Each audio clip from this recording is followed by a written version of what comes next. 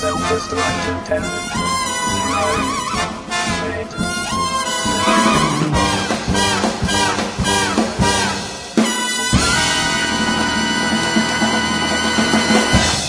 1.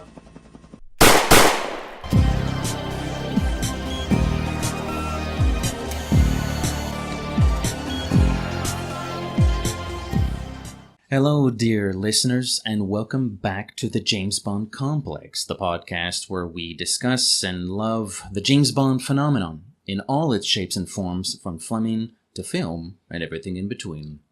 Ooh. This is another bonus episode, a very different one. We had a different one a few weeks ago with our friend Jason Kim. Mm-hmm. Now we have a new special bonus episode. We have a guest. Yeah. You've met him before, because the other one was released a few weeks ago. His name is Poggielli. Phil Poggielli. MI6 confidential contact. So we really do have people everywhere right now here at the James Bond Complex. Phil, welcome back to the show.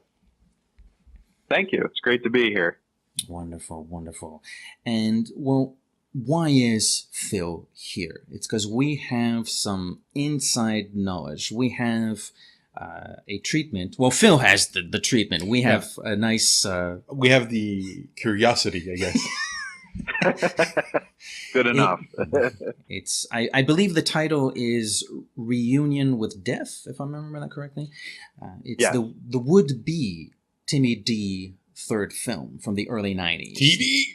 That's right. Oh, you love it. I love TV. So, Phil, I think you maybe, in a roundabout way, alluded to how you may have accessed this in our Bond debriefing episode, but maybe just give us some more details. So, how did this come about? What happened was I was doing, in 2015, I was doing research on the Donald E. Westlake treatments for Bond 18.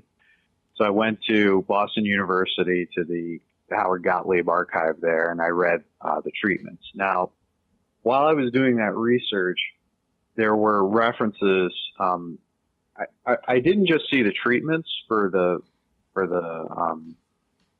film, but there was also correspondence in that folder between Donald Westlake and Michael G. Wilson, and there were some documents making references to a Richard Smith treatment that had been written earlier, and there was also some comments made by Michael Wilson that indicated that some of the Richard Smith ideas had ended up in the Donald Westlake treatment. So I got interested in reading more about what Richard Smith had done, because I realized there was nothing in any of the Bond books about his, what he had written. I didn't even know at that point if it was a treatment or script. It wasn't even clear in the correspondence. And I know that he had been credited only on one film, Richard Smith, and that was Lock Up, which was a Sylvester Stallone movie that was produced in 1989. Richard Smith, by the way, his full name was Richard Burgess Smith. And I mention that because there are so many Richard Smiths in Hollywood that if you go on the IMDb and you try to get information about him, you'll get, that you'll find that he was an actor, he was a special effects artist, he was a producer, when actually those are three other people named Richard Smith. There you go. Okay. So it's Richard Burgess Smith, and he had one credit, one on-screen credit, and that was for Lock Up. So I wanted to find out more about this, because even in, Hero, which is the Matthew Field, Ajay Chowdhury, I think is how you say the author's name. I believe so. Even in their book, he's barely mentioned. So I was able to locate Smith's widow, because it turns out Richard Smith had died in 2011 from non-Hodgkin's lymphoma. And he was very young. He was only 48. And I found out that he had written a novel called Freezer Burn that he had self-published. So I read the novel and I loved it. So I got in touch with his widow, and she had the treatment. So she allowed me to read it. And it's a 37-page treatment called Reunion with Death. It was dated December 14th, 1993. So this was not long before Timothy Dalton resigned from the role. So I think he resigned in like March 94. And the other thing is that, you know, at the time, I think it was earlier in 1993, Variety announced, or there was an announcement in Variety that there was a writer assigned to Bond 17, which at the time was, which was going to be GoldenEye, and the writer assigned to it was Michael France. And while Michael France was writing his script, Eon also employed two writers, both Americans, like Michael France, to work on stories for the sequels. Oh. So the idea was they were going to crank out a Bond movie, you know, every few years or every other year, like they had been doing. Those were the days. Originally. Right. Those were the days. But they wanted to be ready because at this point there was a gap. I mean, there was a gap between License to Kill and GoldenEye. So when reviving the series, they weren't sure if it was still going to be successful. But if GoldenEye turned out to be a hit, they wanted stories, you know, in the pipeline, ready to go, so they could just quickly crank out these sequels. So there were two writers hired, Richard Smith and John Cork. So their job was basically to generate ideas for sequels. So Reunion with Death it wasn't really intended to be the third Dalton film. It was intended to be the fourth or even the fifth Dalton film. Oh.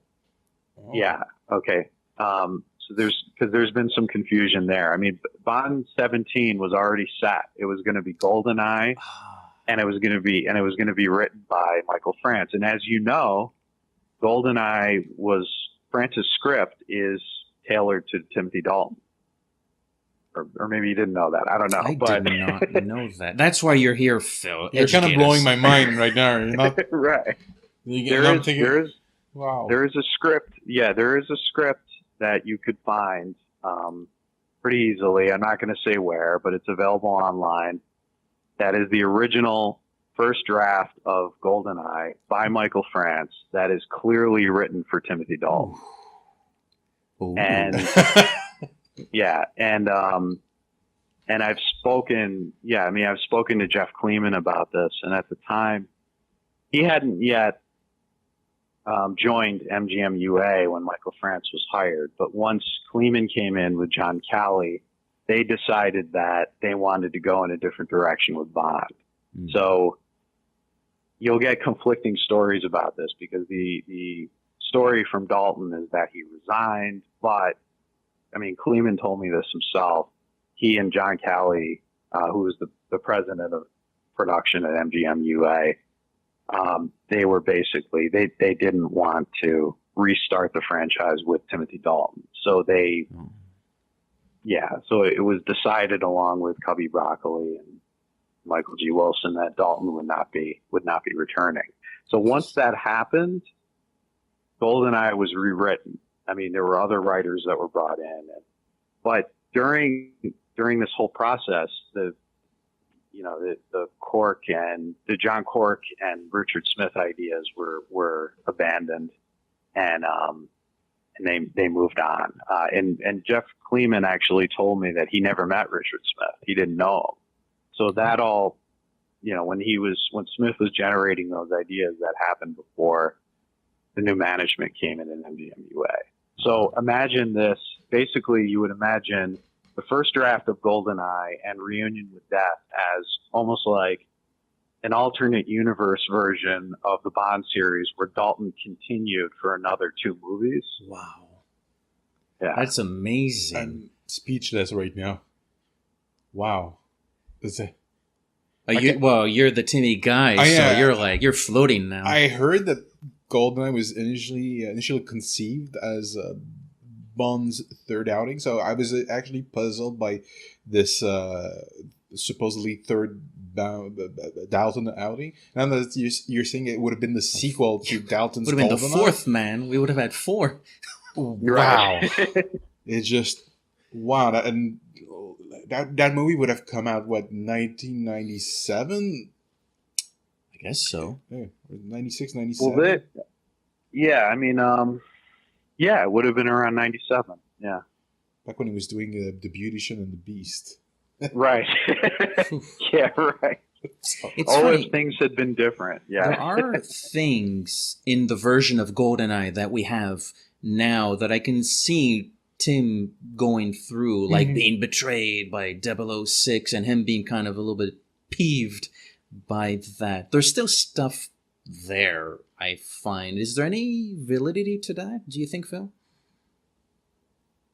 That there's still elements of that were written for Dalton in the film, you're saying? The GoldenEye that we know and love, because, Brosnan's in there, but there's still stuff, there are beats and maybe themes that I can feel. I watch GoldenEye, and the next time I'm watching GoldenEye, I'm going to have how would Dalton play You're this? going to Photoshop Dalton in your brain. Yeah, but do you think there's still plot points or themes or a mood in the GoldenEye we know that Leftovers. Leftovers. Let's call them leftovers from the Dalton version. No, I think the conflict between, is it Trevelyan? Is that the Sean Bean character? Yeah. That's a lot of that is there in the script, but the thing is, in the Michael France draft, that character is much older, and the idea was that he was going to be played by Anthony Hopkins. So he was intended to be more of a mentor character to Bond. And one of the other things that's interesting about the original draft is the John Rhys Davies character from The Living Daylights has a pretty significant role. Oh. Yeah, is it Pushkin? Pushkin. Character's I name? think Yeah. in GoldenEye he's called Mishkin. I always had those two confused. Is that supposed to be Pushkin? I think that was initially God. meant to be Pushkin. Oh my God! It's the character that's played by I can't remember the guy's name. Yes, the guy from La Femme Nikita. Yes. Yeah, it's that character. Good God, Sir Anthony Hopkins was almost a Bond villain. Oh my God. Yeah. But in terms of what's in the film, I think it changed so much when it went through the other writers that I think it was Jeffrey Kane and Kevin Wade and Bruce Fierstein. So it's like at least 3 other writers, and they brought a whole new flavor to it. And the France script it's not great. It has some interesting things in it, but it's a little too action heavy. It's almost like it's a lot of action set pieces on top of each other without as much plot. And I think that was another thing that was taken into consideration when they were, deciding whether they wanted to make that script. It's like the script is just too much. I mean, there were so many action scenes, they ended up using them in some of the other movies. The helicopters that are carrying the buzzsaws in The World Is Not Enough, those giant saws. Yeah. That's in France's script. Oh boy. Yeah, and the whole scene with the whole sequence with the nuclear device in that underground cave in The World Is Not Enough. That's from the France script. Jeez Louise. So it's interesting, but it's just way too much. And I couldn't even, it's hard to imagine Dalton even doing some of those action scenes, but because they just get really crazy. So, yeah, but it's worth checking out. It's worth reading. Interesting. And that's the version you said that if you peel your eyes just a little bit, you can find it. You can find it. Yeah. Okay, interesting. Okay, I'll keep an eye on that. Keep our eyes peeled. Yeah. So, Reunion with Death, starring Timothy Dalton as Ian Fleming's James Bond. Spoilers, we're going to spoil the treatment, I guess. So let's, we'll stop ourselves every once in a while to review and discuss, what we've heard and read. Phil, we'll defer to you as far as the beats go, the plot by plot beats. So, I mean, unless anybody else has some preamble, I'm amped. I want to know what happens in Reunion with Death. Yeah. I mean, we've read something that Phil was kind enough to share, but you obviously know this much better than ourselves. So take it away, Phil. Okay. Well, the treatment opens in it's in a Manhattan high-rise building, and the interesting thing is described as like the Trump Tower. Yeah. So I'm not gonna I'm not gonna digress too much here, but at the time I was reading this treatment, it was the elections were really kicking into gear, so that was a little strange to see that. And there's a someone who turns out to be a double agent, Fla, I think is how you say his name. Okay. So he's making out with his girlfriend. Smith calls her the Gamine girlfriend, and appearing outside the window, like Bond appears, suspended in the air. So basically, he's on a wire, but you can't see the wire. So it was intended. I think the way Smith saw it visually, it would almost look like Bond was appearing like a ghost outside the window. So he fires through the window. He comes in and kills the Trois, and he says, "That's for 006." That's right. And then at that point he has to escape. He has to escape because Detroit's bodyguards are running upstairs. So Bond leaps out the window, and he has a parachute, and he ends up landing on a townhouse nearby where there's a party going on. So these people look up, and Bond comes in on a parachute and lands. And there's a woman there, a young and beautiful woman, who is, Smith describes her as being buttonholed by boring lawyers, and she just wants to get out. So there's these really dull lawyers that are talking to her, and then she looks up and sees Bond coming in, and she's like, "Oh," she's, the way Smith describes it is, she is impressed by Bond's panache. So of course she goes right over to him, and, wants to know, who he is. So she says, "Hi, I'm Veronica." And he's unclipping his parachute, and he says, "Bond, James Bond." And then we go into the opening credits. Interesting. So this is our pre-title sequences, essentially. Right. Right. Interesting. It's a little restrained compared to what we've had. Again, we don't know what the GoldenEye version is so far. I sort of have to think of Living Daylights and License to Kill, and then this. This is very different. It's cool, but it's kind of restrained, I feel.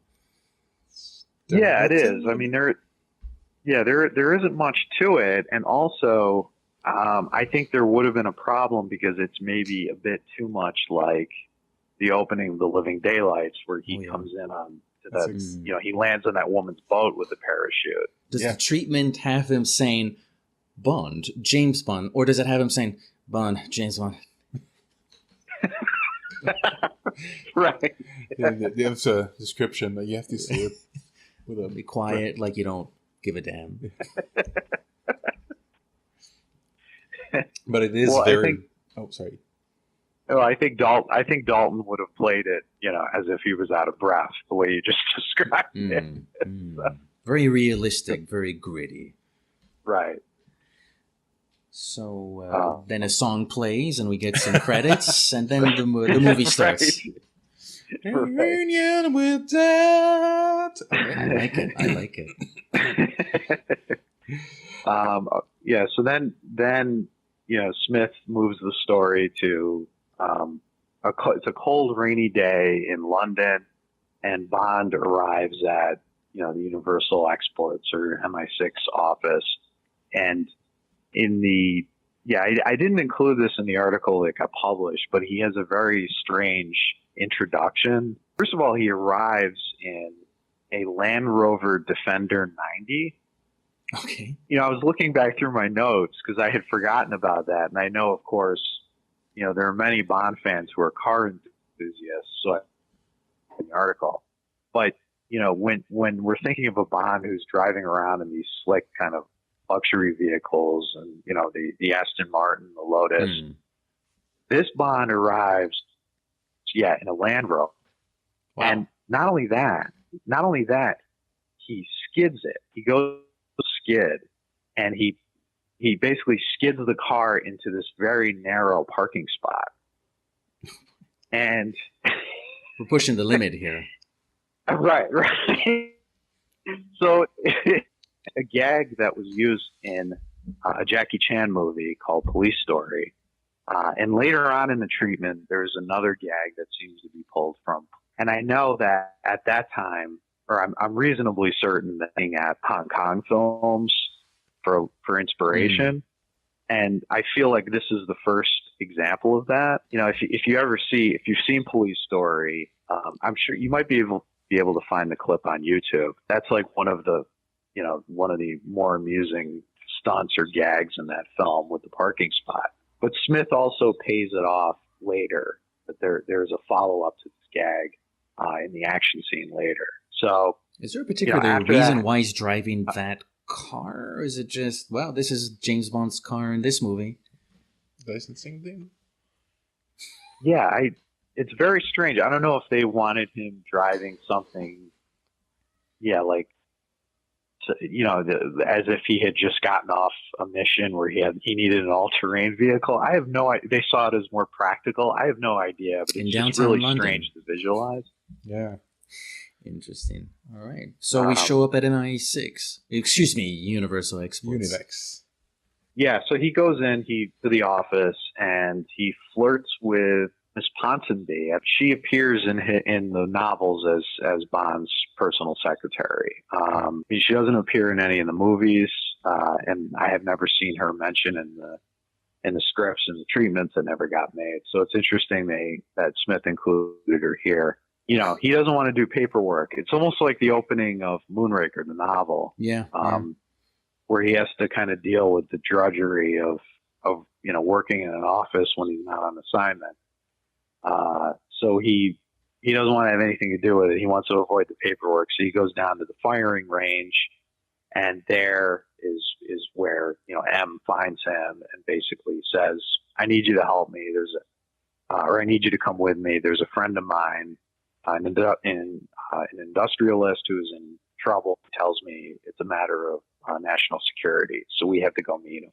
I like the idea of actually showing Bond not wanting to do any paperwork, because that does, just as you pointed out, that does happen in the books, and he begrudgingly does said paperwork until, of course, he gets the call from M. So it's kind of cool that we would have seen that in a film. I like it when they sort of take those small, subtle beats from some of the books and put them in the movies. Like I'd like to see May, the housemaid, one of these days in the movie. Yeah. I don't know if they'll actually do that, but I do like that idea of Bond, actually seeing Bond in a film between missions. I mean, proper between missions. He's not going anywhere. He is an office man today.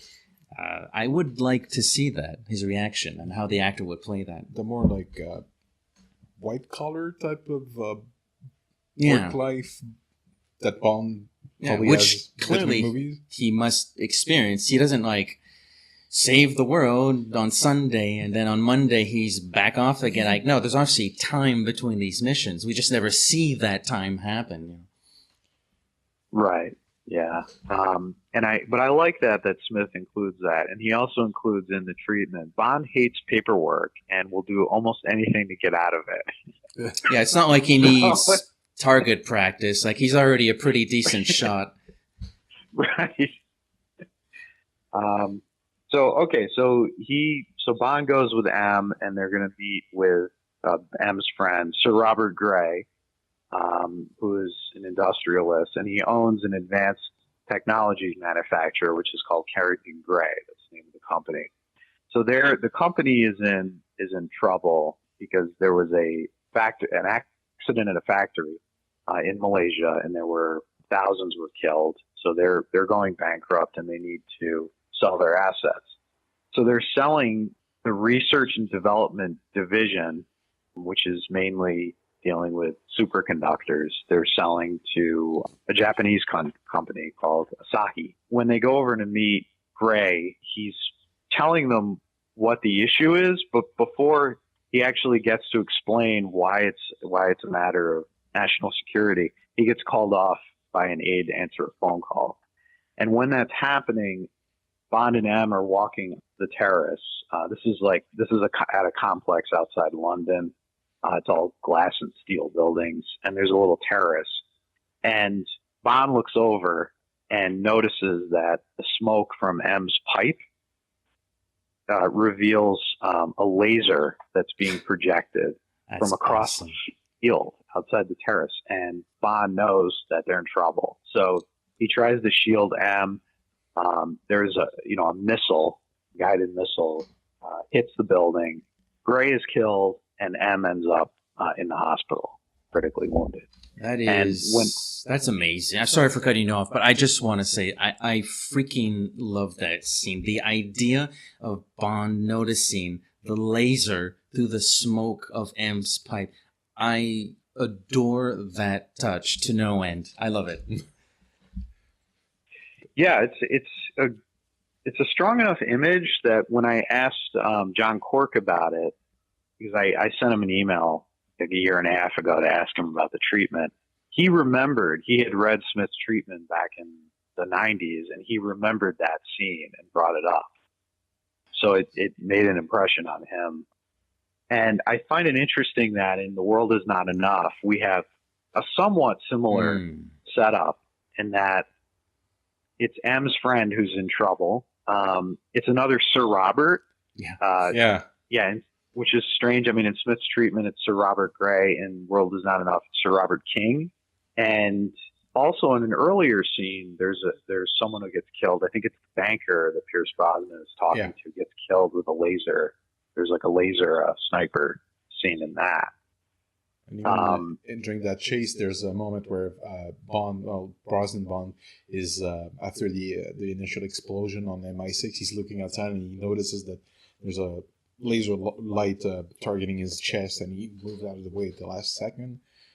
That sequence that you just described is almost like it's the beats from The World Is Not Enough, the opening sequence, all there already. It's quite fascinating that 10 years later or so, they mine Smith's script for ideas still. Yeah, and there will be some other things that come up later on in the treatment that we'll notice ended up in some of the Pierce Brosnan films.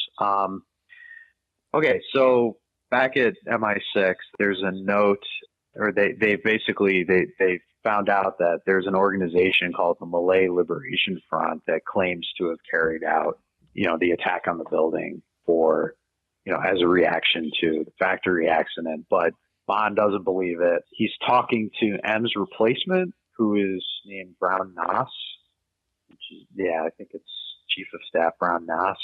And he's basically telling him that the color of the missile, which was orange, is an important clue, because there were 3 missiles that were stolen from an American airbase in Rome. And he says that only the Americans are using missiles with that orange laser.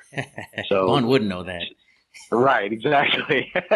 So Brown Nass wants to send him to Singapore to investigate this terrorist organization.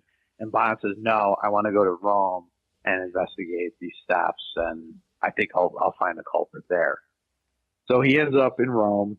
He meets up with the Station R agent, who is Enzo Martini. And Enzo, is tracking a guy named Dante, who they think stole the missiles. But this is, as Dante explains to Bond, this is just a trigger man. This isn't the big cheese. So Bond follows Dante, breaks into his apartment, through, some actions in the apartment I won't get into, but basically he finds photographs of Sir Robert Gray's assassination in the pages of a book. And as he finds those incriminating photos, Dante's beautiful girlfriend, Grazia, comes in and with groceries, and Bond ends up charming her.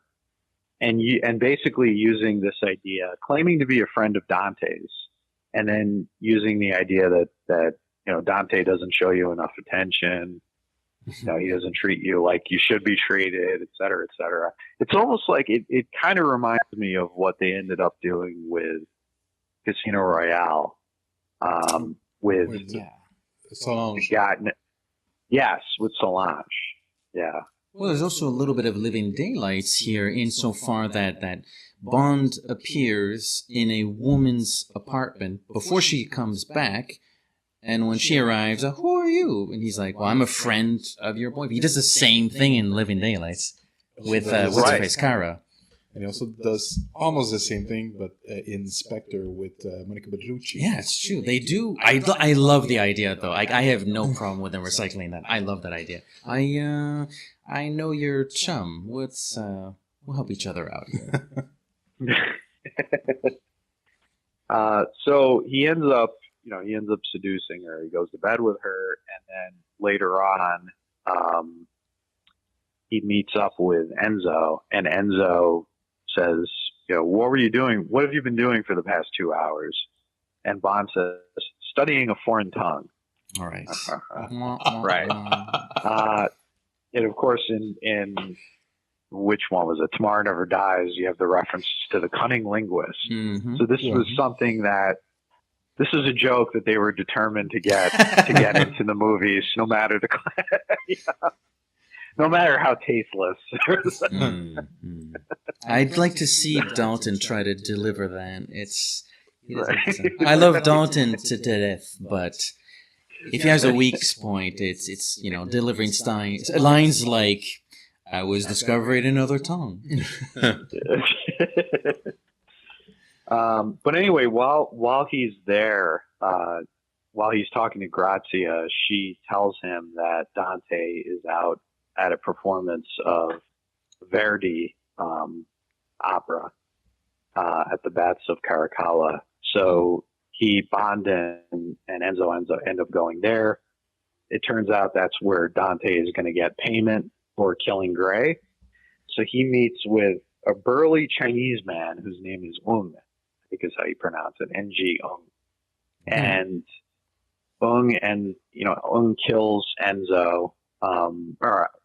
He kills Dante, and then Bond and Enzo end up chasing Ung through the ruins while the opera is going on.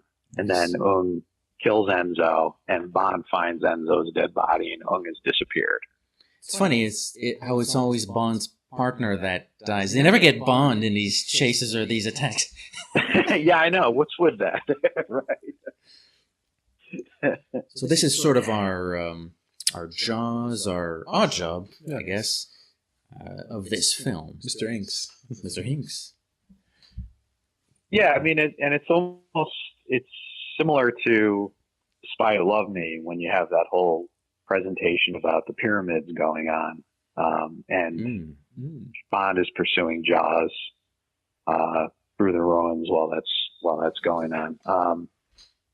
So he goes back to London. Bond is trying to find out who Ung is, so he's going through the databases. He doesn't get any information.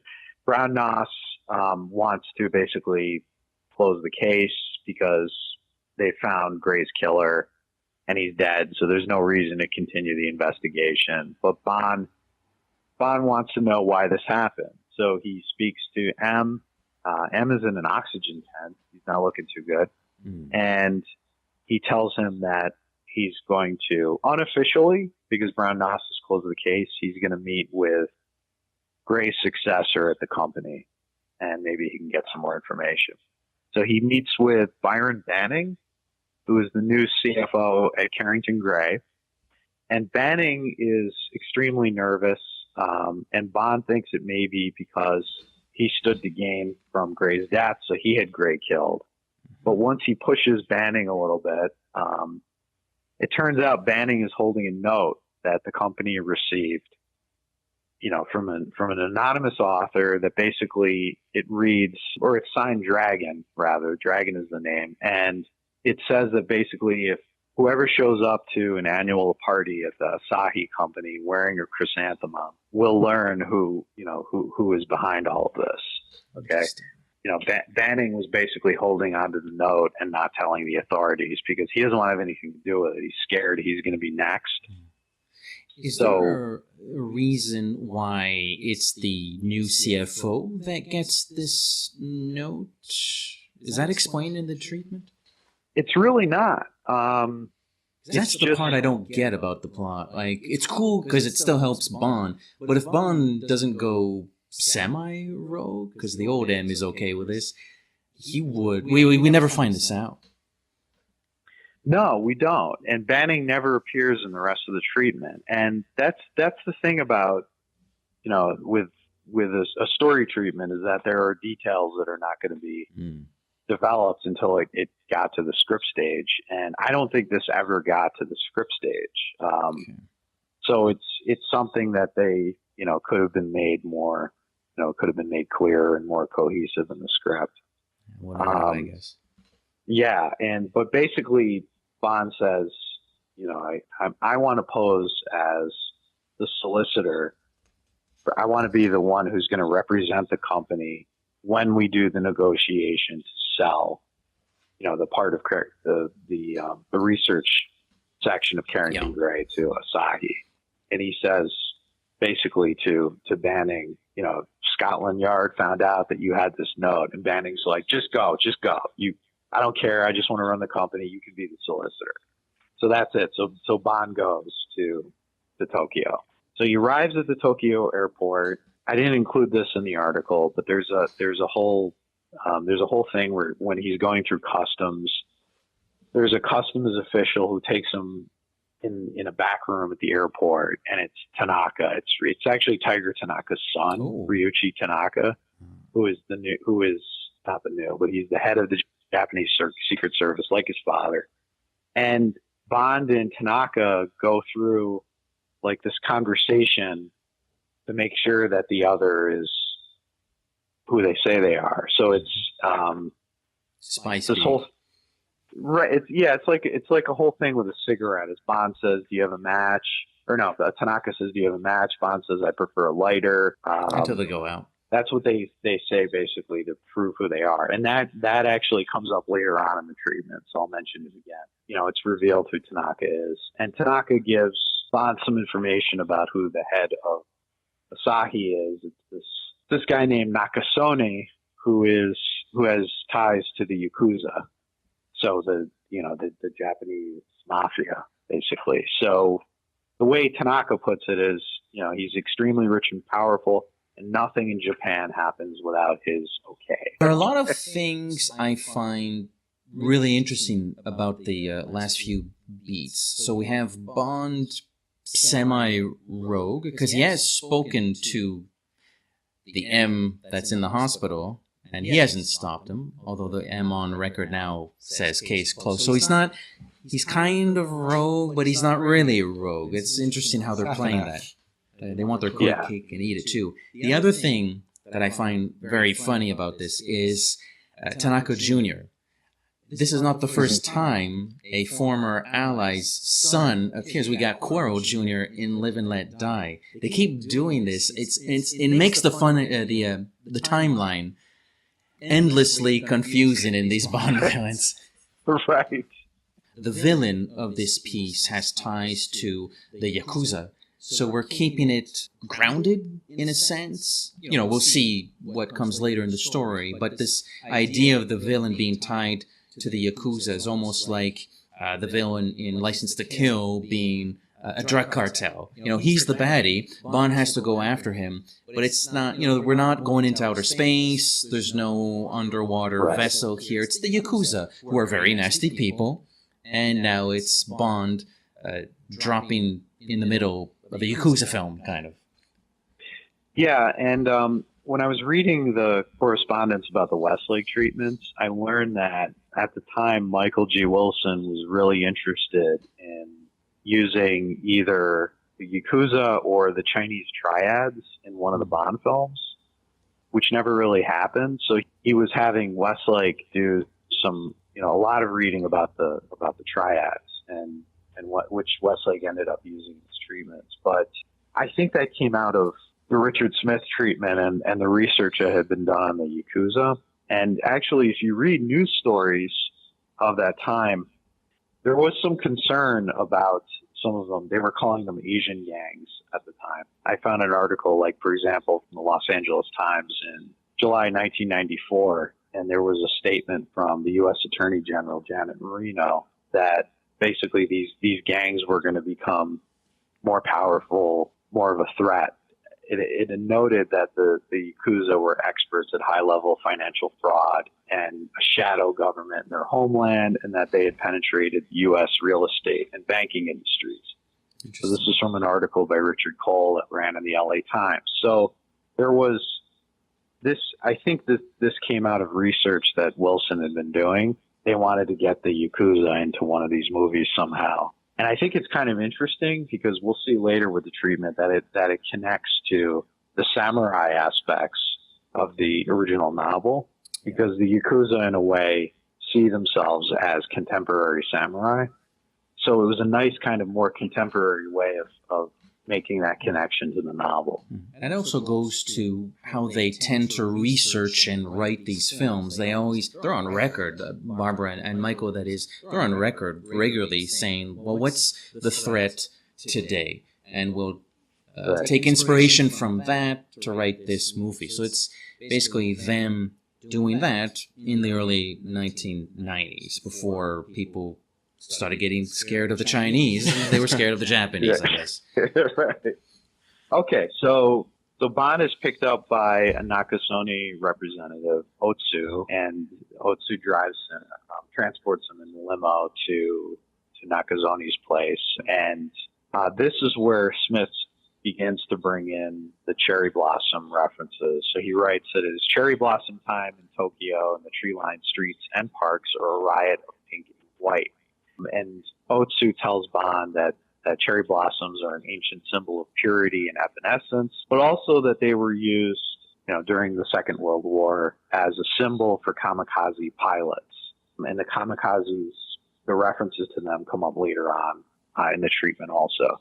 And that's also a connection to the novel, because the novel, well, when it was written, the conflict with the Japanese and everything that happened during the war wasn't that old. So there were references to, I think Tanaka trained as a kamikaze pilot.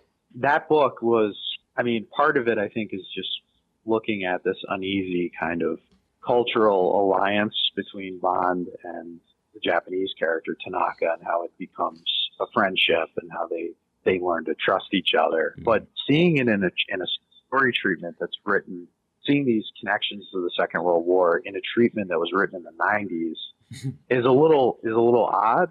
It makes sense. I don't think it sits as well as it does in the novel, because it's so long after. Yeah. That escort would have to be of a certain age, I guess, to start talking about that. With like rape pride, and this is from the kamikaze. I'm like, how old are you, bro? Yeah. So anyway, but Bond, when he's talking to Otsu, he recites, or he finishes, Otsu is reciting a haiku, and Bond finishes it.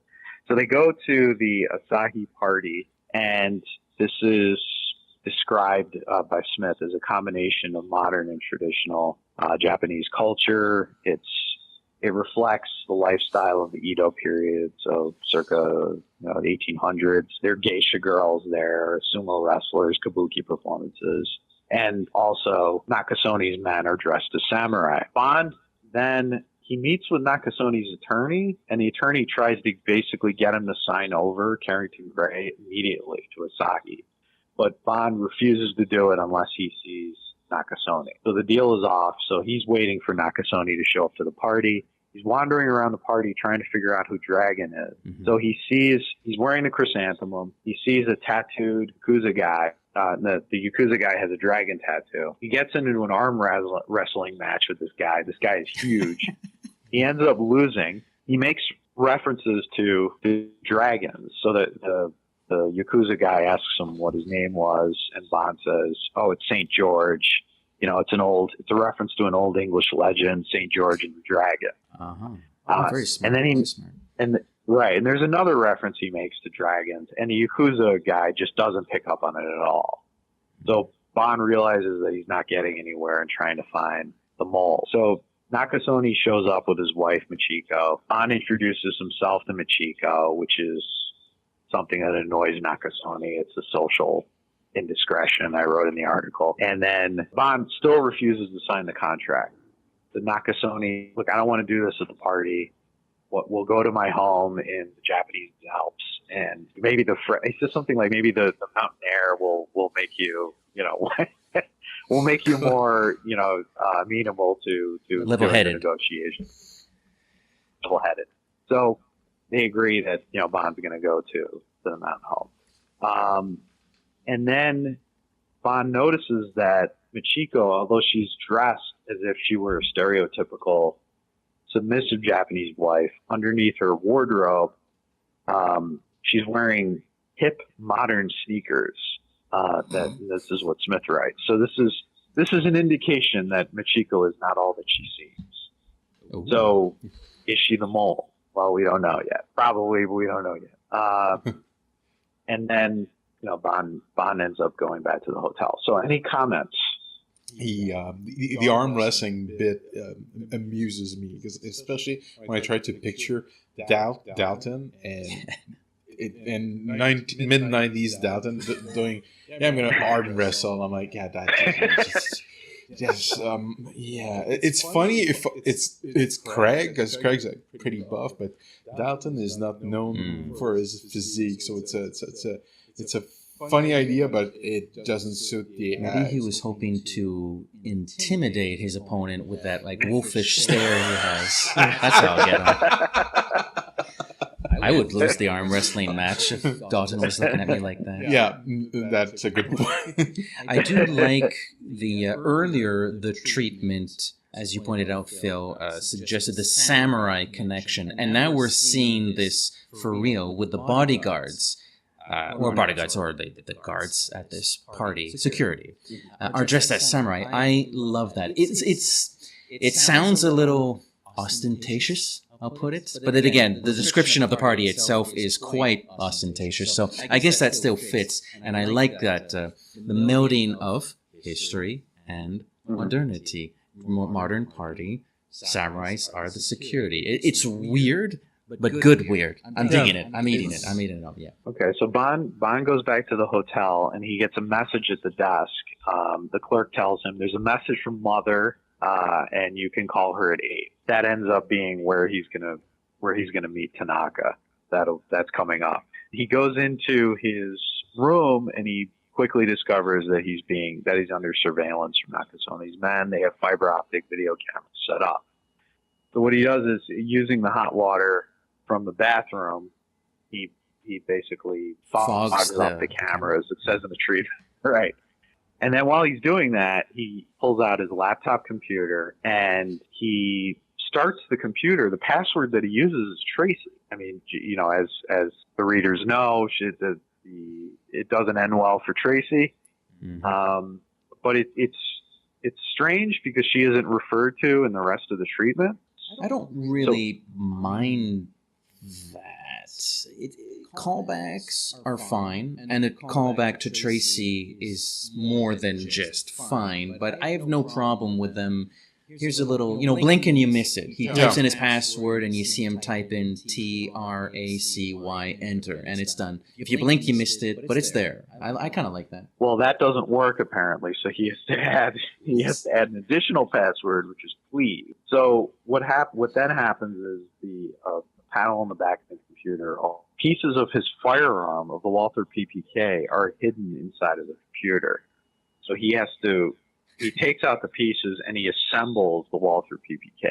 This is it. This is really interesting because this is a scene that is taken directly from the Christopher Wood novelization of The Spy Who Loved Me. I mean, only it was in the novelization. It's done with a typewriter. It's the snake Okay. eating its own tail now. It's they're adapting something that was on a book, adapting a movie Oh, that's one of based their on a book. movies. Yeah. Yeah. So well, it's, So, and I wonder if Christopher Wood even knew about this. Probably not. But that's the only reference to one of his novelizations that I've ever seen in one of the screenplays or treatment. He gets a firearm. He climbs outside the window over to the next room. He beats up and knocks out the surveillance man, and he leaves him bound and gagged. And then he goes to a bar in Tokyo to meet with Tanaka. So that ends up being a karaoke bar called Mother's, because we know the clerk said a message from Mother at 8. So he's meeting Tanaka at 8 at this bar, Mother's. With Tanaka's sister, who is also an agent, Kiko. And of course, Kiko is young and beautiful. But it's interesting because Tanaka is immediately warning Bond not to flirt with her. And Bond is still doing that and kind of making jokes, and it's clear that Kiko is into him, and Tanaka doesn't find any of it funny. He's just trying to. Well, I do. He doesn't find it cute, and he's basically just trying to shut it down. So we have, even though Tanaka is one of the good guys, he has this same kind of like old-fashioned patriarchal relationship with his sister that is also reflected to a certain extent in the relationship between Nakasone and his wife. Mm-hmm. So I thought that was kind of an interesting twist on the usual, the things that you would see in the Bond films. And then while they're having that discussion, Tanaka tells Bond about Michiko and who she is, that she was educated at Cambridge. She was a successful career woman before she met Nakasone. Once she married him, she became more of a submissive wife who wasn't working. Bond, after he meets with Tanaka and Kiko, he is walking through the downtown area and he sees another surveillance man following him. So Bond doesn't want to be exposed, so he ends up chasing the Yakuza guy through the city and into a hot springs bathing facility, and they have a scuffle, and Bond ends up killing him. He suffocates him with a towel. I've noticed that in this treatment so far, it's very interesting that the majority of the plot takes place in Japan, in Tokyo, Japan, because this running theme of modernity and tradition butting heads all the time. You have the party, you have the relationship between the villain and his name escapes me. I remember Michiko though. So the villain and Michiko, and between not Tiger but Tanaka Jr. and Kiko. And his sister. His sister. So it seems to be very prevalent, very present, or omnipresent, so to speak, in this.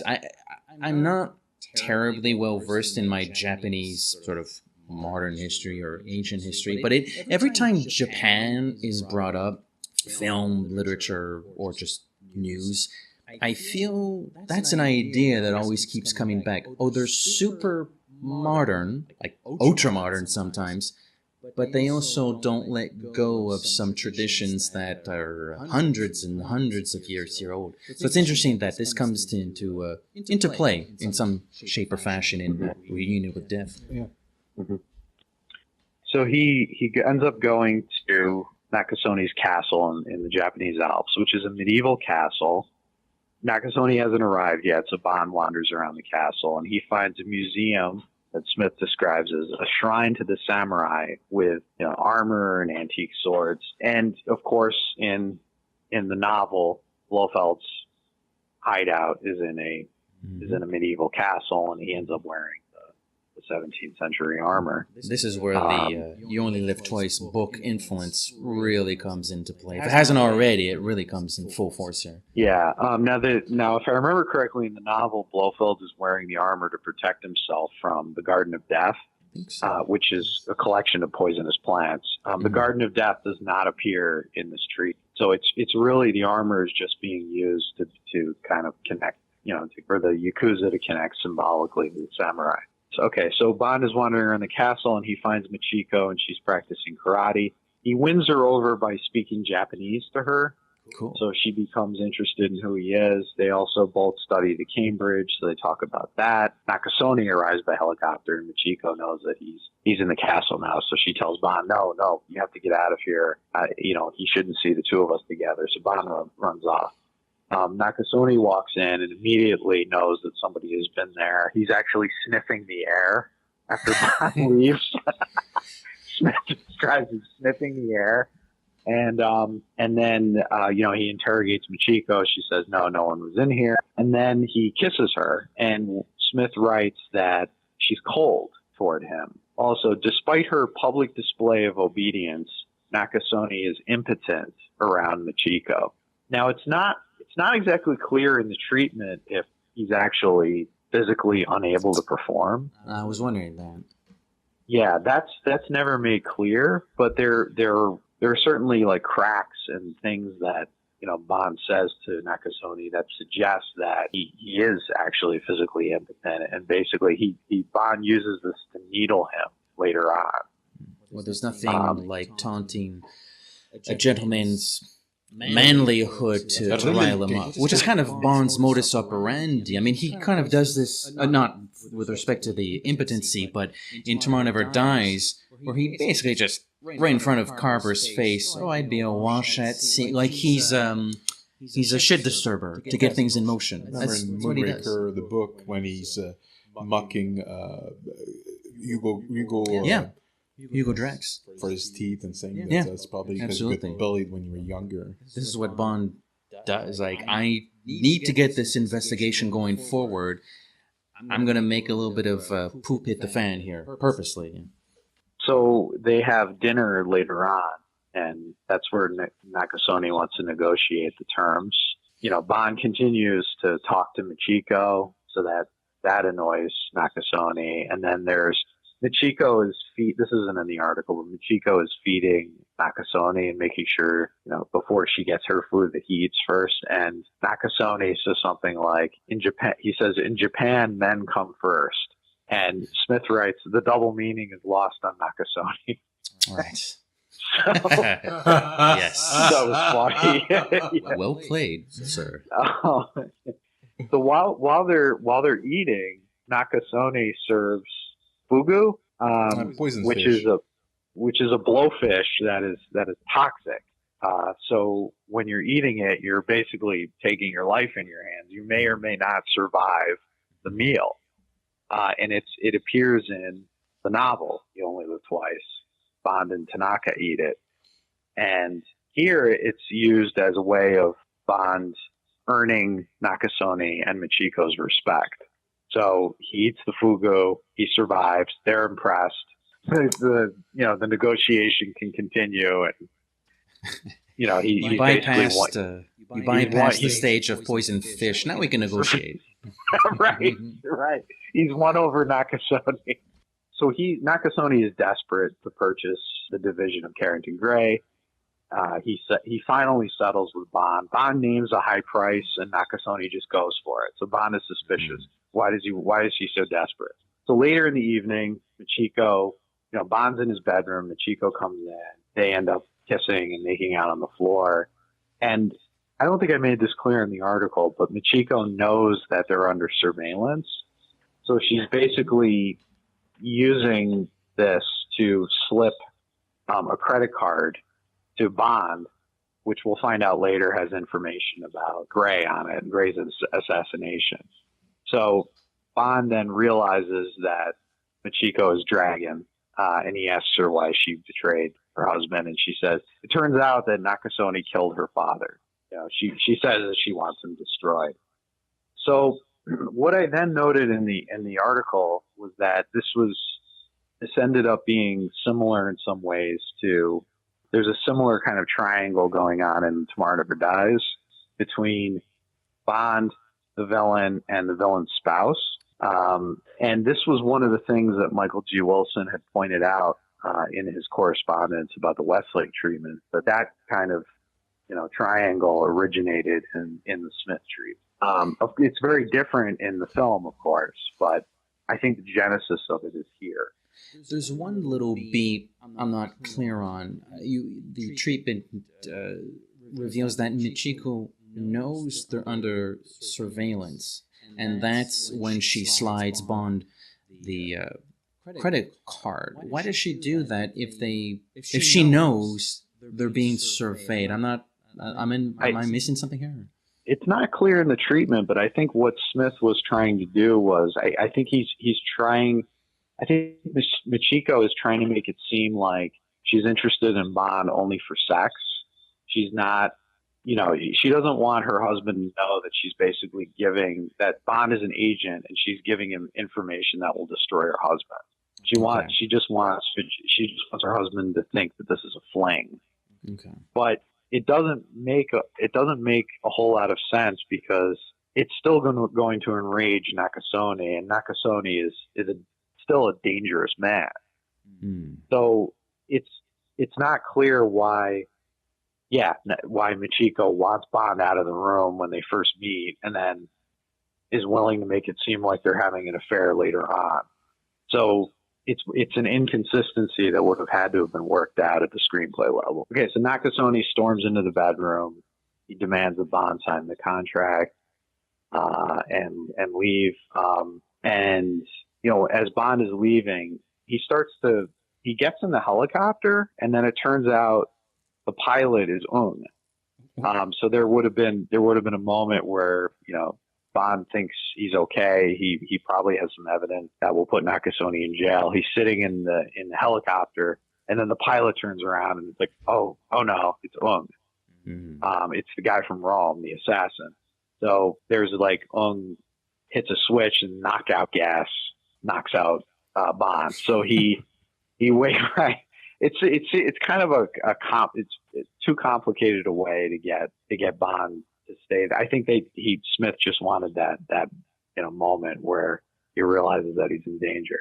So anyway, Bond wakes up in the chair. He's tied to the chair. Nakasone starts asking him questions about, what were you doing in Rome? Who is your employer?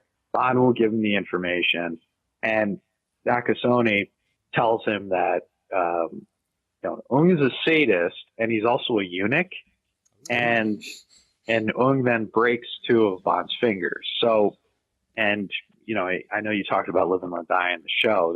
There's a scene in that, I think, where he breaks Bond's fingers. Yeah. Very early in the book, under interrogation by Mr. Big.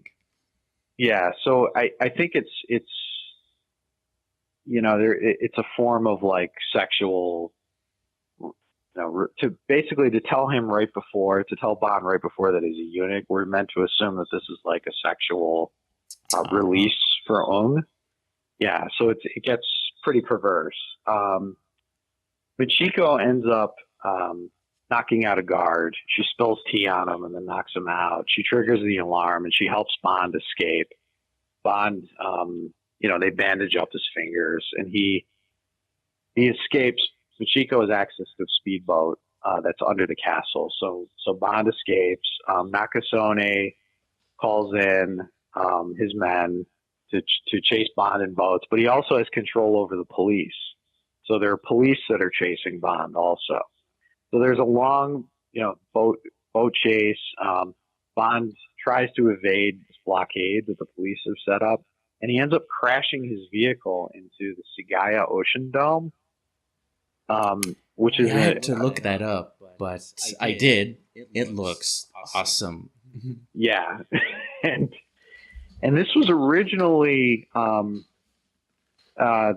location that was supposed to be in Die Another Day. It was supposed to be Gustav's hideout. So the finale, in the original script, the finale of Die Another Day was at the Segai Ocean Dome.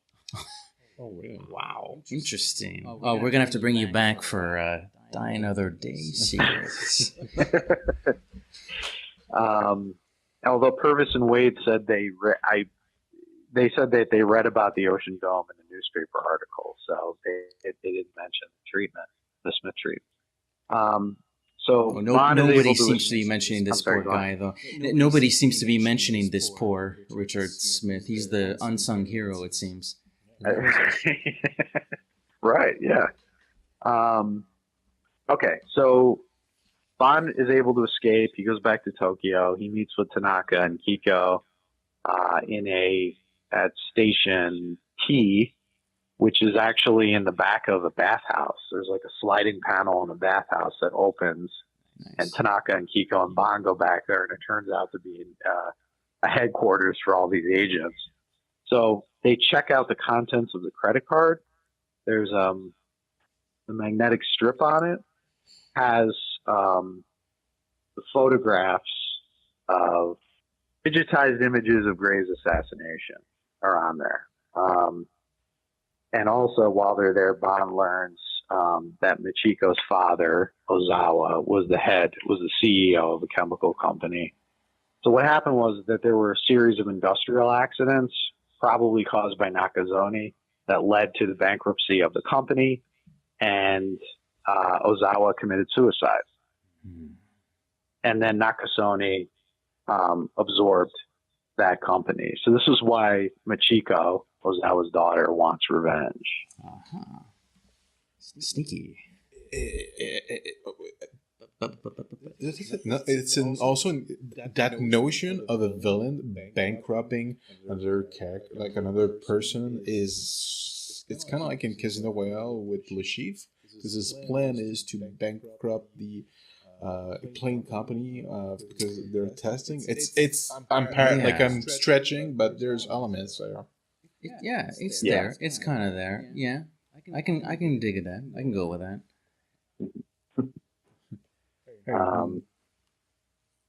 Okay, so so Bond goes to the Asahi Tower. He notices that he's looking at Nakasone's acquisitions on the directory, and he notices there's a seafood company, which is unusual, and it sticks out. So Bond's wondering why he has that. While he's in the building, Nakasone notices him on the surveillance camera, and he calls in his men. He also notices Tanaka waiting in the car outside. So Bond and Tanaka go back to the Secret Service location in the bathhouse, and they find the bodies of Tanaka's men. Tanaka then brings Bond to a safe house where they find the agents that are still alive and also Kiko. So right after that happens, Bond decides that he's going to go to this fish processing plant. He goes inside, he gets through, he cracks the code on the vault using these gadgets that he's brought along. And in the laboratory, he finds the Carrington Gray superconductors.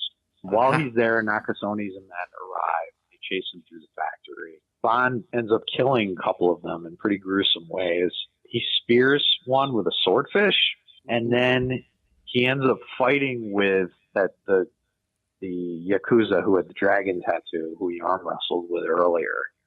And that guy comes at him with a knife, and Bond ends up pushing him into a fish grinding machine, Smith calls it. So the guy just ends up... Right, and right after Bond does that, he makes the comment, that took guts.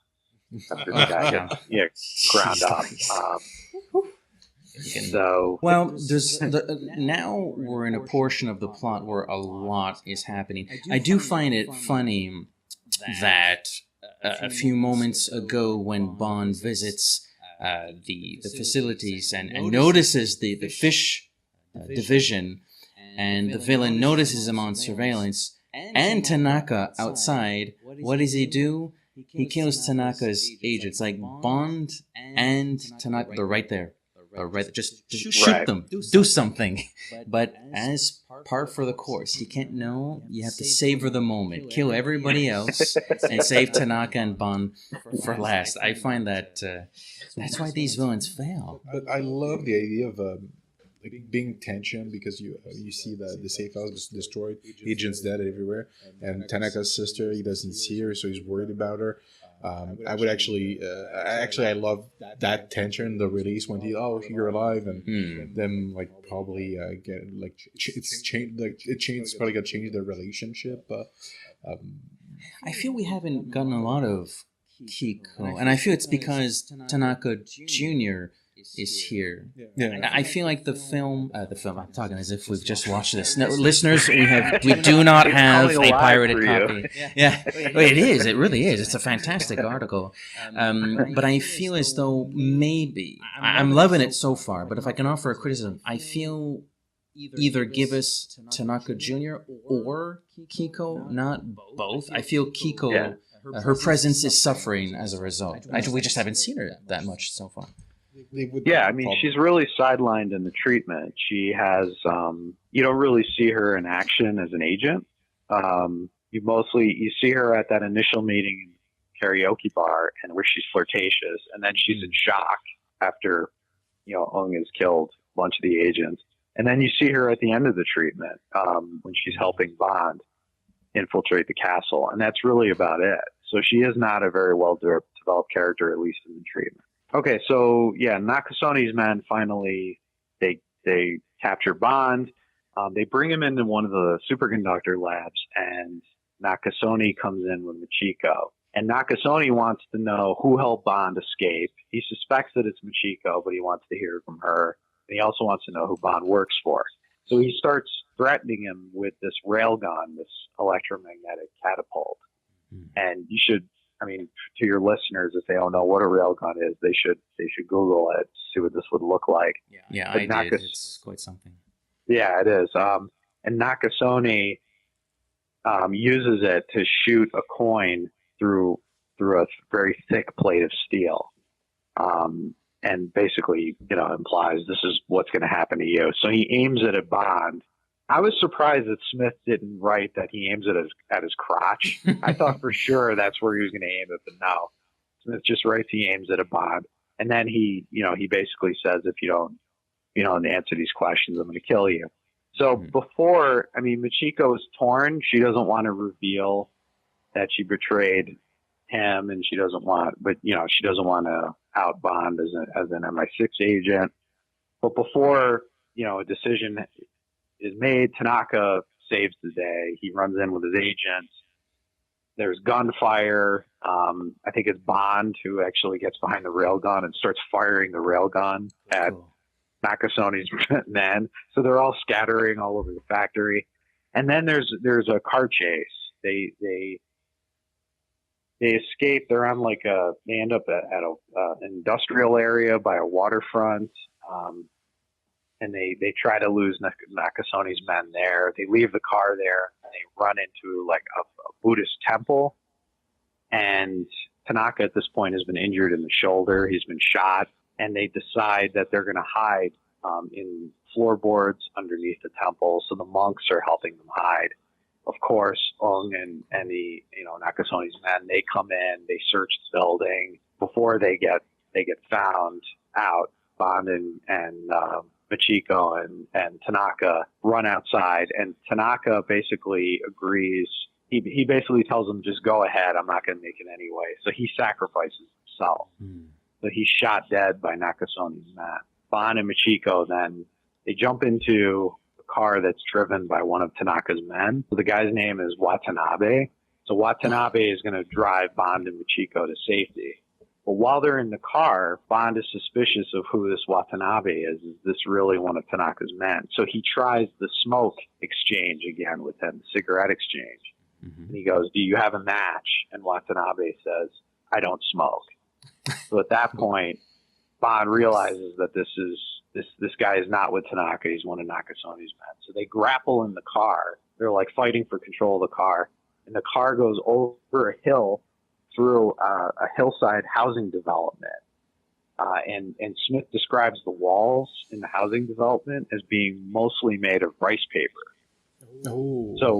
So the car just plows right through the whole thing. And this is another reference to the Jackie Chan film, the Police Story film, because there's a scene in that where these cars plow through a hillside shanty area, and they just go through all these people's homes and just completely destroy them. Well, I'm embarrassed to admit that the Shantytown sequence reminds me of Bad Boys 2. We can edit that part out. Yeah, Bad Boys 2. right, and Michael Bay took that from Police Story. Yeah, I can imagine. I really got to watch that movie. I'm a huge Jackie Chan fan, and I've seen some of his early stuff, but I don't think... I feel like if I had seen a Police Story, any of them, I'd remember it, and I don't, so I probably haven't. What I really love about the sequence of events we discussed is when Tanaka's men attacks the compound. I think in my notes, because I printed out a version of the article, it feels like that classic climax. It's not the climax, but it feels like that classic climax where two little mini armies fight against it. I love that. I love it. I'm missing my little armies in Bond movies. Carrie, if you're listening. Make it happen. So so during the car chase, Bond jumps the car off. He drives up in an embankment. He jumps the car onto a moving train, which is transporting automobiles. And there's a spot on the train car that has the automobiles, and there's a spot where his car fits. So when he jumps it onto the top of the train, it lands perfectly in that spot between the other vehicles. So this is a reference to what he does at the beginning when he gets the car into the parking spot. And then what happens is Ung is pursuing them in a helicopter above the train. He ends up running into a tangle of power lines, Smith describes. So the helicopter gets caught up in the power lines, and there's an image of Ung. The helicopter is dangling, and then 50 feet in the air, and then Ung is hanging out of it upside down. Not dead, just hanging there. So it's a visual reference to Blofeld hanging from the branch at the end of the bobsled chase in Majesty's Secret Service. I think that's what he was going for. Interesting.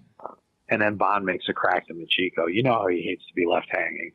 All right, it's quite an elaborate chase. I mean, it's quite impressive. Would have been something to actually see it happen. Yeah, and I noted again the references to the Hong Kong films in it because there's in the third Police Story film, which was released in the U.S. as Super Cop. There's a whole sequence on a train that ends the film with a helicopter pursuing, and then also Michelle Yeoh, who of course ended up being in Tomorrow Never Dies. She jumps her motorcycle onto a moving train. Oh God, are you kidding me? Yeah, and she actually did the stunt. But it's Michelle Yeoh. I mean, come on, she can do anything. Right. So I and at the time this was written, the Police Story 3 was getting some theatrical distribution. I think it had already played in Chinatown in the U.S. So they may have the film. I suspect they did beyond, either as a bootleg or possibly even in one of Chinatown theaters. So I think that probably, again, the Hong Kong, wanting to do more of like a Hong Kong film probably influenced them in getting Michelle Yeoh for Tomorrow.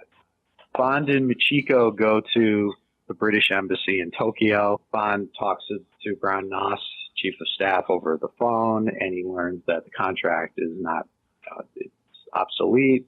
And then also that the police, the Japanese police, are going to arrest Nakasone.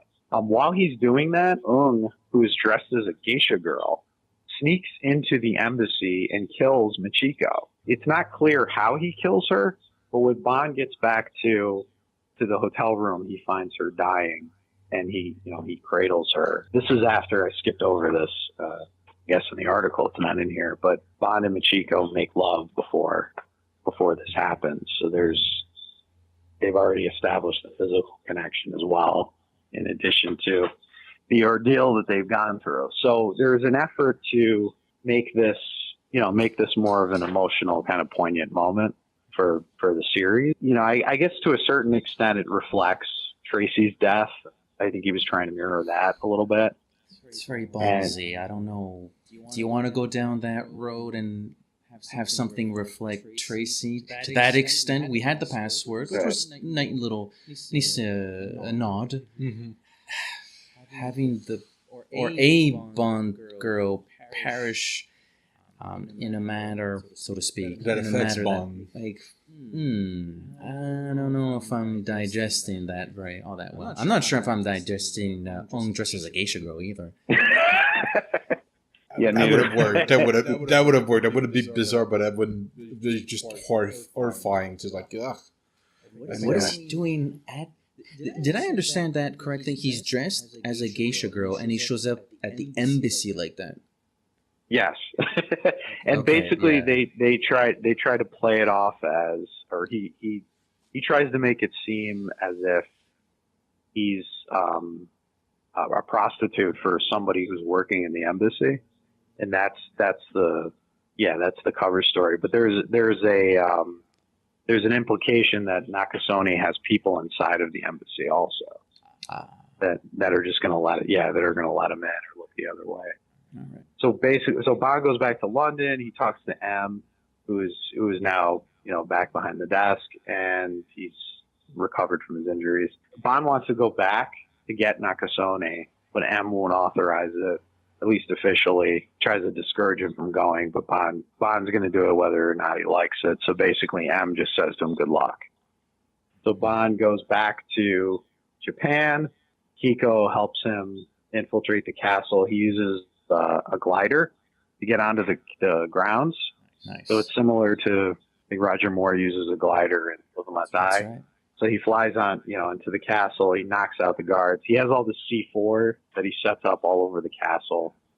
And then Nakasone, hears the alarm that there's an intruder, and he goes in his surveillance room where he has all the monitors. Bond is in there in a chair. So Bond turns around in the chair, and basically he has a device in his hand that's going to set off the C4. So he starts, hitting the switch, and on the cameras in the surveillance room, you see the different sections of the castle blowing up. Oh, neat. Yeah, and Nakasone's like, what does this matter to me? I can get, with the money I have, I can get more castles. And Bond is like, yeah, if you survive this. So Nakasone starts to get worried. Ung runs in, tries to kill Bond. Bond shoots Ung, and then chases Nakasone out of the room. It's revealed that Ung is actually wearing a bulletproof vest, so he survives. Bond chases Nakasone into the museum. And Nakasone, at this point, the castle is on fire. Nakasone dresses up in the samurai armor, and he's got the sword, and he attacks Bond. Nice. And Bond grabs a halberd and shield to defend himself, and they get in this fight on the parapet of the castle.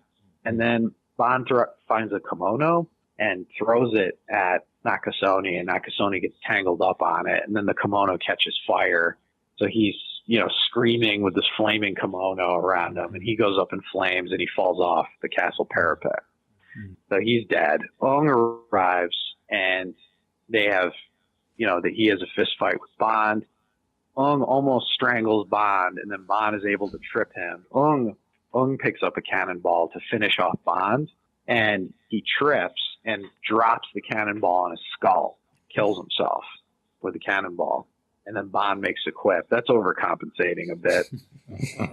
and he triggers the remainder of the explosives, and then he rappels down the side of the castle and escapes. The castle is completely destroyed. Like I said, I really like the way the quip is just. It is good. That is pretty good. And then just the idea of a villain just killing himself in such a. And he's been pretty much indestructible the entire treatment, so that's a little bit of irony, which I appreciate. Absolutely. I love the fact that the climax takes place at the castle.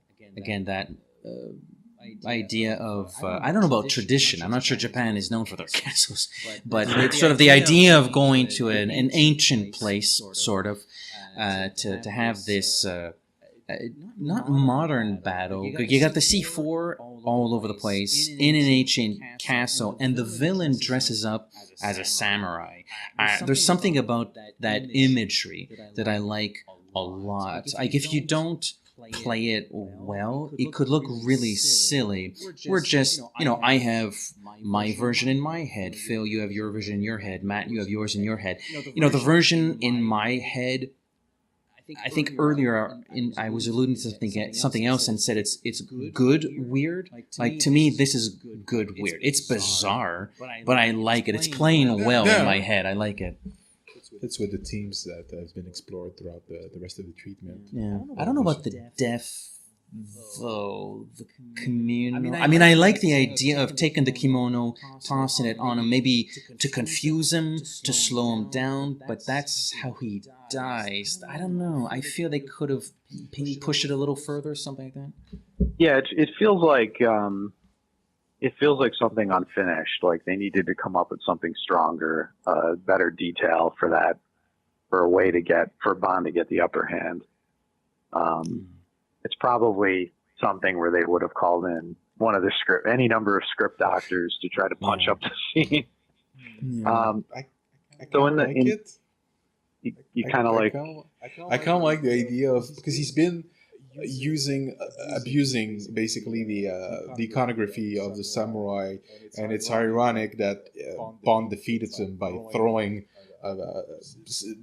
a garment from samurai, basically defeating him with the thing that he's been abusing his entire life. So it's a little bit of irony. That's like, oh my god, and burns.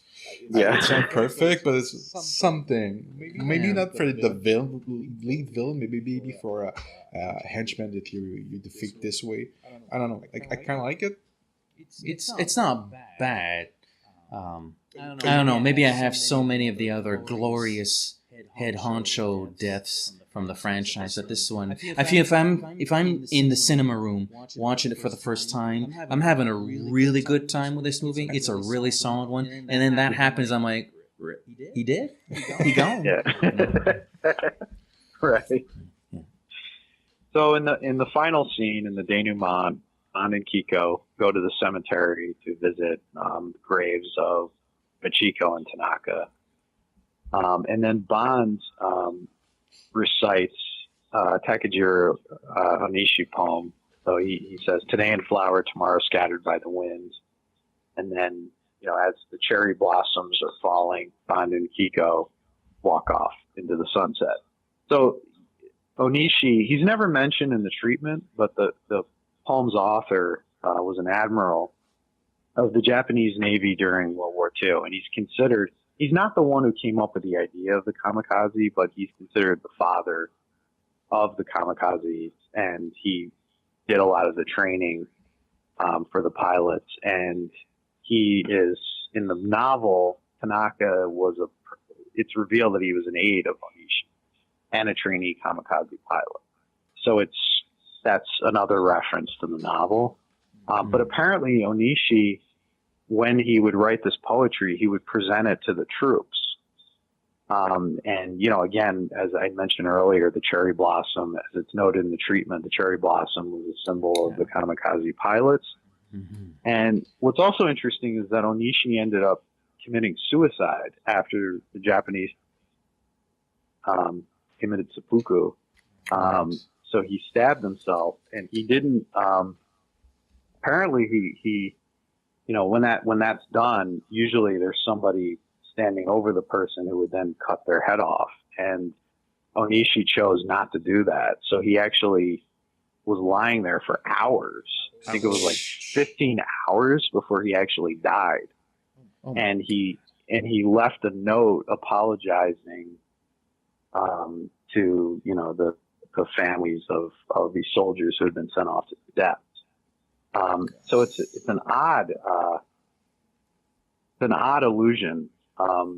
Again, I mean, it makes sense in terms of the connection to the novel. It's just a very, very unusual, melancholy way to end the Bond film. Yeah, I think tonally they were still trying to figure out what to do with the series at this point. I think they wanted to continue. I think there was a point where they wanted to continue with the more serious tone of the Dalton movies, but there's also these kinds of quips and more kind of comical moments that sit uncomfortably in the treatment. So you see those kind of tonal clashes later on during the Pierce Brosnan movies.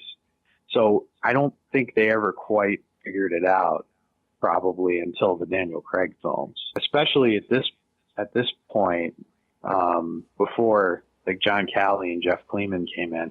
I think Calley and Kleeman came in with very definite ideas of how to change the formula, and you see that in GoldenEye. And this is I like this treatment a lot. It's very enjoyable, but it's a little it's a little indecisive, I'll say. Yeah. Yeah, it's a little schizophrenic tonally at times. I mean, the one that stands out for me, maybe for you guys too, is Ung as the geisha girl.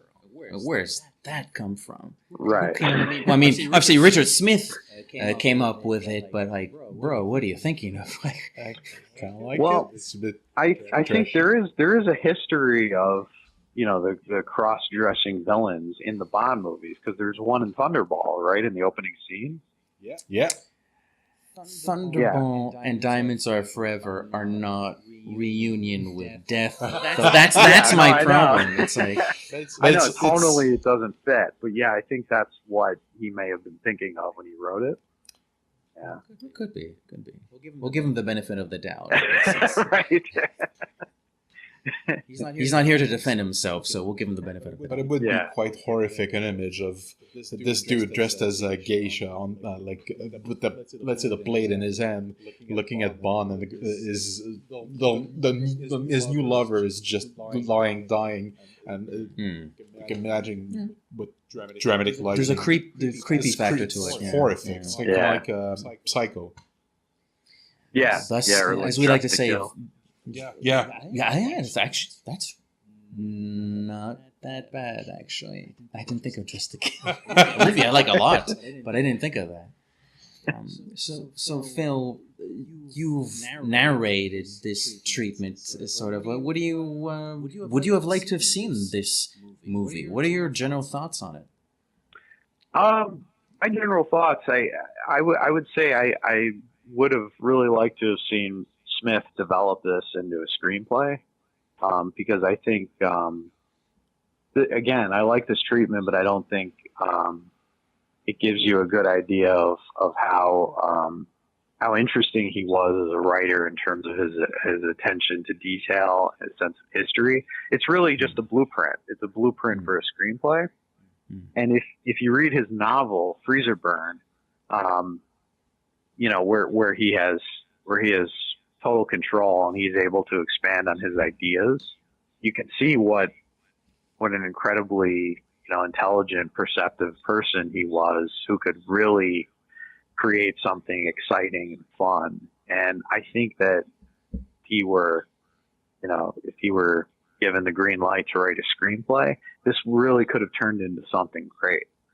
So I would have, I would have been excited to see what he came up with. I wanted to say, in reference to the treatment, there's been a lot of speculation about Bond 25 being more of an adaptation of You Only Live Twice. Mm-hmm. And also, I think there are rumors that it's going to be called Shatterhand. You know, I don't know. I mean, I don't know how much Eon could take from this treatment, but basically there's already evidence that there was an attempt to make an updated, you know, story with You Only Live Twice elements to it. So who knows? I mean, maybe they'll look at this treatment and, you know, take some aspects of it for Bond 25. I don't know what's going to happen. I have a question, Phil. Maybe you know the answer, maybe you don't. One of the interesting things about this treatment, apart from the story itself, is how secretive its nature has been. Even in the start of your article, you allude to the point where, well, John Cork has been very open about his experience, but here's this other guy that wrote 37 pages of a Bond story. I'm like, why is nobody talking about this? How come I never heard of this guy? What's going on here? Well, if you Google, I think John Cork, Richard Smith, James Bond, you should be able to find the original Variety article that announced that they were going to be writing stories. I think it's called called Danjak on Bond Wagon with 2 script deals. That's the name of the article. So that was what I used as kind of the starting point for this. But I don't know. Again, there's a reference to him in passing in the Some Kind of Hero book.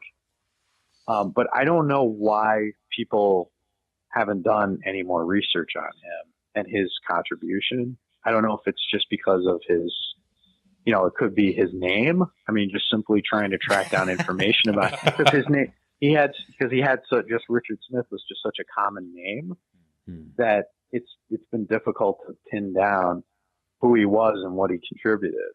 So I mean, I think that may be a factor. So, but yeah, other than that, I really don't have too much of an answer to that question. Yeah. No, it's fine. I was sort of just shooting in the dark here. But one of the things I was thinking about is when you originally approached us with the idea of discussing this, I was like, oh, we're gonna read the script with the female samurai robot. I'm like, but no, this is a different story. So there's something else out there all this time. It's fascinating. Yeah, the robot one, I think you're referring to the one that was done for Bond 17, right? And, yeah. Alphonse Ruggiero, I think, is the guy who wrote that. Yeah, I think so.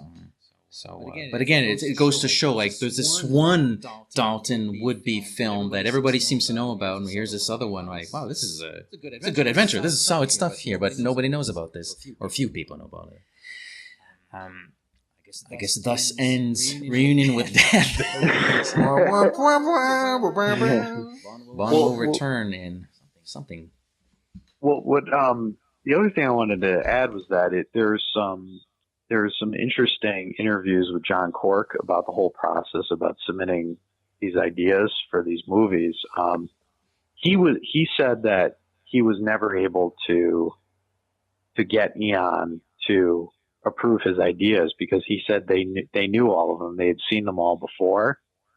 And he said he submitted so many treatments to them and he had to do all this research and they basically they turned him down every time. He never got a treatment approved. And there's an interview with him in the Some Kind of Hero book where he talks about that. So I suspect the same kind of thing happened with Richard Smith. He probably submitted more than one treatment. This is just the only one that I had. So any other? I'm good, man. We've reunioned with death to death. I'm sorry this went on for so long. Thank you again for your presence and for your information and for sharing this material, not with just the James Bond complex, but with the James Bond fans through MI6 Confidential and the community. Yeah, we absolutely love it. So, Phil, I know we did this on the debriefing, but where can we find you online? Well, I have my Twitter account is Phil Podge, so Phil Pogg at Paperback Film. So it's paperback_film. And then there's a link to my blog through Twitter. So if anybody wants to look at that. Nice. Very good Twitter account. Now it's up to me to actually visit that blog. I need more movie novelization reviews in my life.